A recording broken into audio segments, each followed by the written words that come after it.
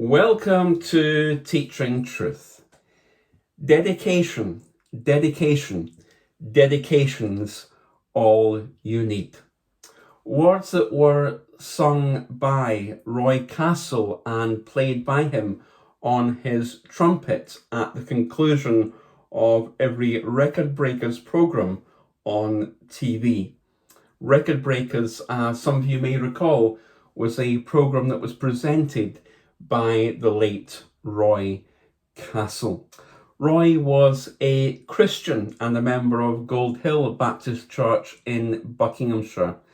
And his wife, Fiona Castle, is involved in sharing at conferences and in churches in different settings of the faith and the joy that she and Roy found in serving Jesus Christ. Both were on His Majesty's service. Dedication, dedication, dedication's all you need.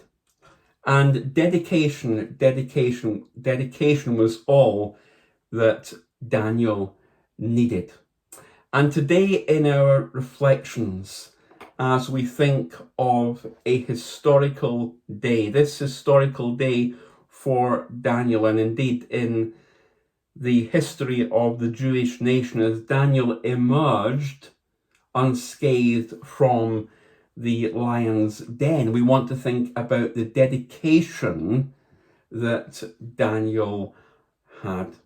And we see that dedication articulated and expressed in three ways. First of all, the dedication in Daniel's decision. That decision was as a result of the decree. We thought about the decree that was issued yesterday. And in verse 10 of Daniel 6, we read that when Daniel learned of the decree that had been published, he went home to his upstairs room where the windows opened towards Jerusalem. 3 times a day he got down on his knees in praise, giving thanks to God, just as he had done before. You see, Daniel didn't deliberate for a few days. As soon as he learned that the decree had been published, off he went home. He didn't dither, he didn't deliberate. He knew what his royal duty to the King of Kings was.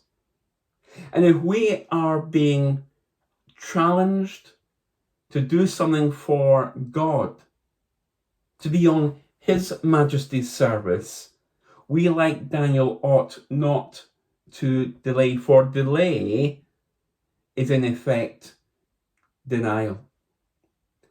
We're not, as it were, to count the cost or to fear the danger, but we are to be, like Daniel, dedicated to God. Daniel didn't think about it or go and consult others or walk around the city pondering. No, Daniel went to his house, got down on his knees, praised God, and prayed. He knelt on his knees just as he had done before. Daniel made a very clear and a very quick decision, because Daniel was a man on His Majesty's service and who was dedicated to God. He didn't just believe in God, as we said yesterday, but he behaved for God. And Daniel's dedication was also seen in Daniel's demeanour. See, Daniel did not act in defiance of the king. He kept his steadfast commitment to pray 3 times a day. Daniel was not acting in defiance against the king. He was not leading some public campaign against the king. He was simply being faithful as he had been in the past. Faithfulness was in the DNA of Daniel's spiritual life. Daniel's demeanour didn't change just because the king's decree was proclaimed. Daniel was the same in the here and now of this passage as he had been in the past, since he was a teenage boy, as we read back in Daniel chapter 1.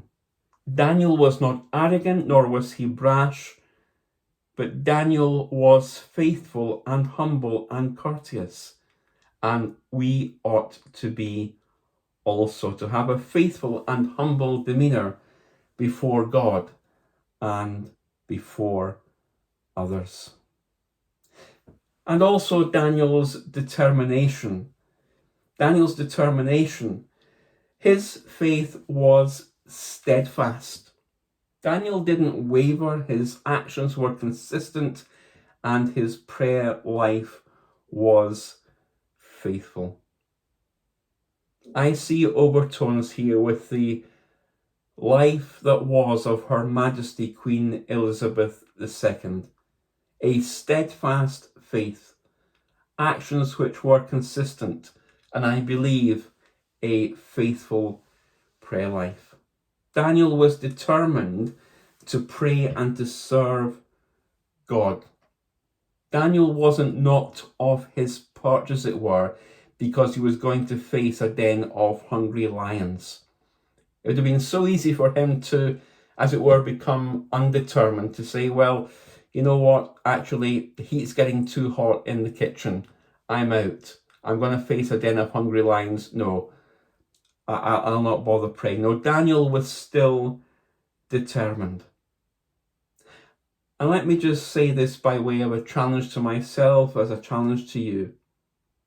One determined, spiritually speaking, person, one faithful person can inspire so many others, in terms of following God.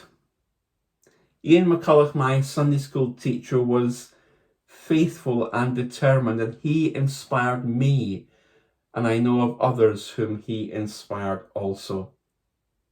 John Stewart, a 93-year-old gentleman that I used to visit in a Eventide home in Ayr many years ago, he was determined, even in his sunset years, to inspire and to encourage and to be faithful in serving God. And he inspired me, and I could rhyme off others who in my life, and I'm sure in your life, have been inspirational because they've been determined to serve God.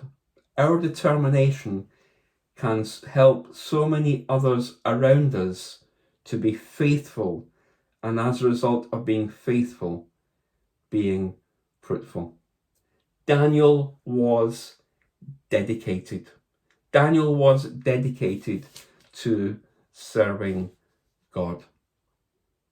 The simple challenge from our reflection today is this: will we be dedicated, and are we dedicated to serving God through the decisions that we make, through the demeanour that we adopt, and through the determination that we have? May we be Daniel-like. May we be dedicated.